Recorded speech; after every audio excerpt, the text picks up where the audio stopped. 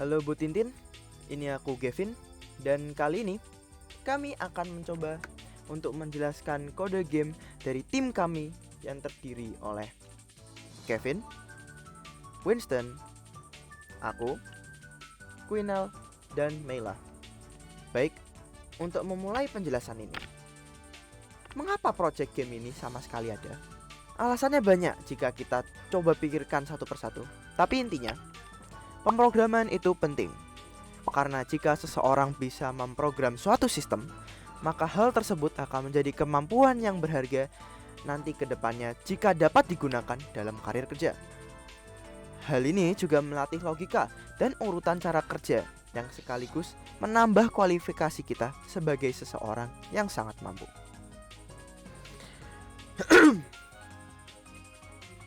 Apa bahasa yang kita pakai untuk membangun game ini?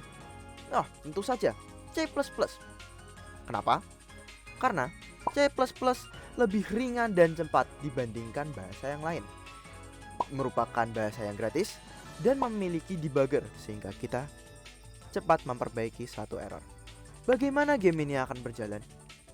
Pertama, game ini tentang membantu Snoopy yang sangat lapar untuk menemukan makanan yang berada pada temannya bernama Charlie Brown. Tantangannya, Snoopy tidak boleh menemukan timun. Jika dia memakannya, maka dia akan kehilangan nafsu makannya. Jika dia tidak memiliki nafsu makan, maka kamu akan kalah. Agar game ini bisa bekerja, diperlukan fitur-fitur kode tertentu. Semisal, untuk membuat mapnya, kita perlu menggunakan fungsi vektor. Generasi item perlu menggunakan fungsi random. Menyaring dan memproses input data dengan validasi. Dan pembagian fungsi-fungsi yang kronologis agar program berjalan sesuai keinginan. Semua hal ini akan diperjelas lebih dalam pada bagian selanjutnya. Nah, pertama kita perlu membuat vektor untuk menempatkan data map yang nantinya digunakan berulang-ulang.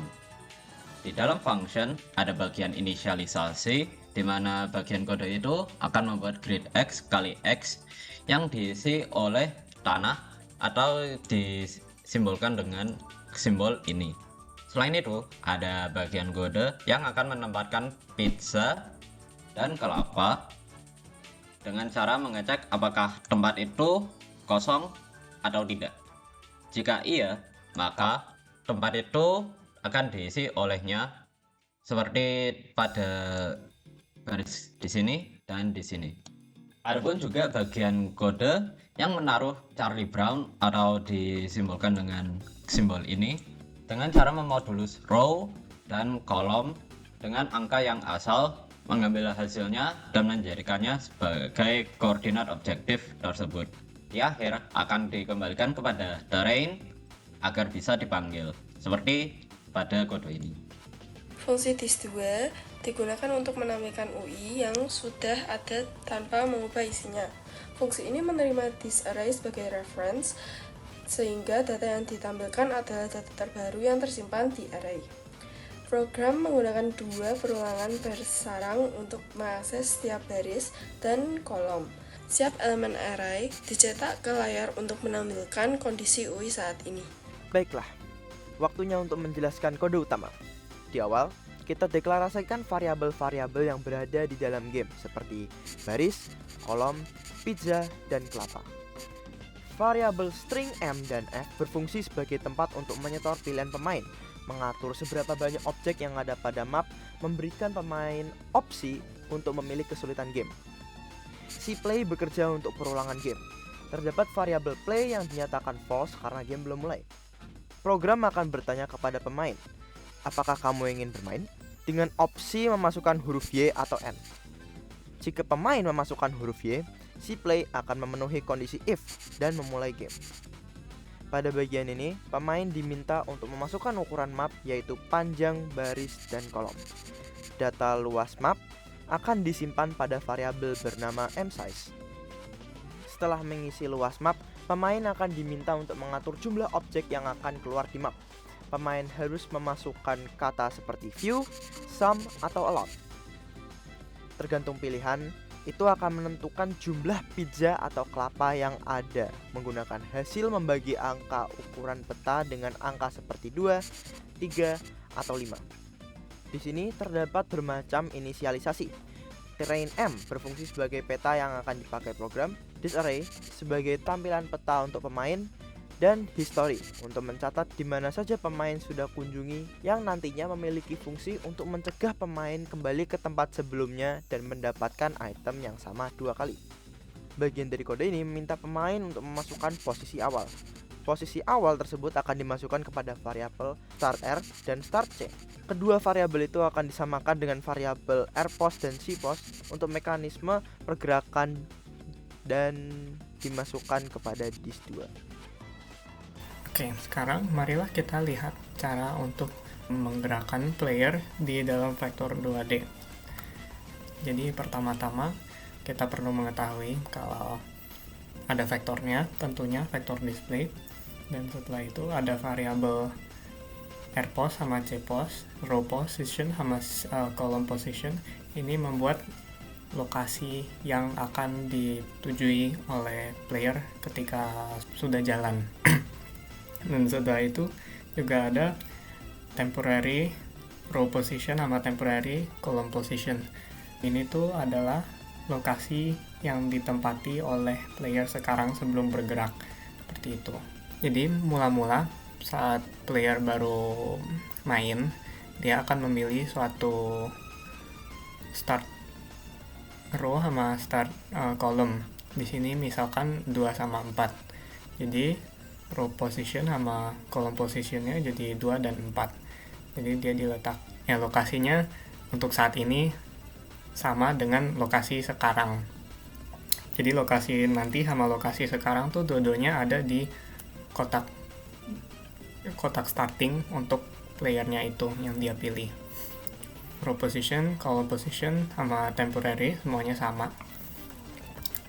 Setelah itu kalau misal player mau gerak ke kiri, maka kita bisa lihat kalau ke kiri kan berarti kolomnya kurang 1, dari 4,2 jadi 3,2.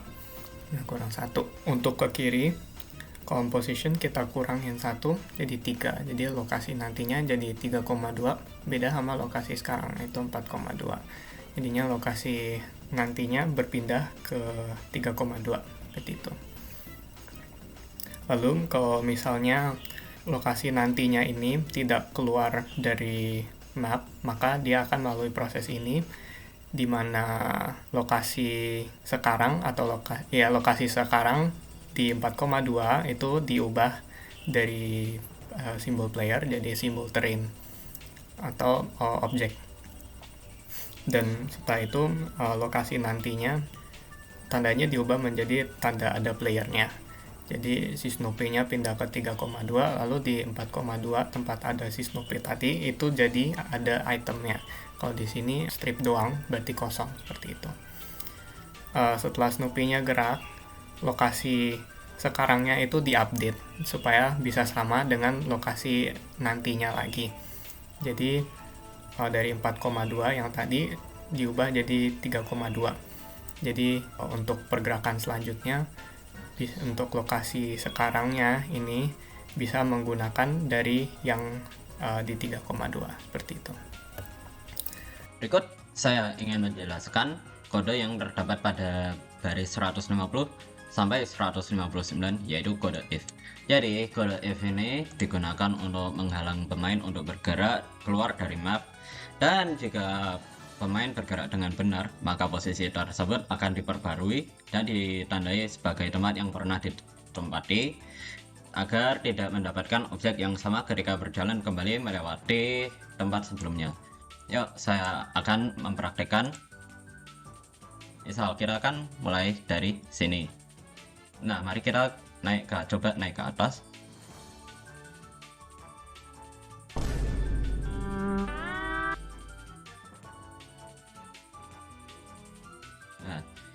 Ini yang terjadi jika kita berjalan keluar lewati map. Lalu kita lanjut ke efek item. Jadi menurut konsensus komunitas Snoopy yang bisa dilihat di link ini, kita bisa mengetahui kalau Snoopy itu tidak suka kelapa dan sukanya pizza. Jadi caranya supaya Snoopy bisa berinteraksi dengan item-item ini di game yang kita buat itu, kita telah membuat sistem life dan juga sistem nafsu makan. Untuk sistem life itu cukup simple.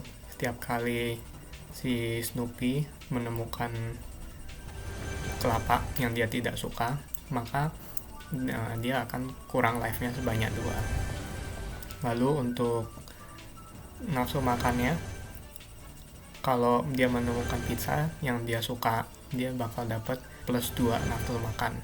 Nah, nafsu makan ini penting karena setiap kali si Snoopy jalan, itu dia kurang 1 nafsu makan. Kalau nafsu makannya habis, dia akan males untuk cari makanan lagi, terus kalah jadinya.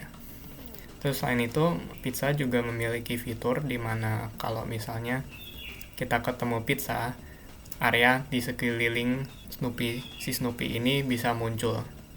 Jadi yang tadinya cuman question mark di sekitar pizza ini, ketika dimasuki oleh Snoopy dan ketemu pizzanya, lokasi-lokasi di sekitarnya bisa ketemu ada item apa aja, seperti itu.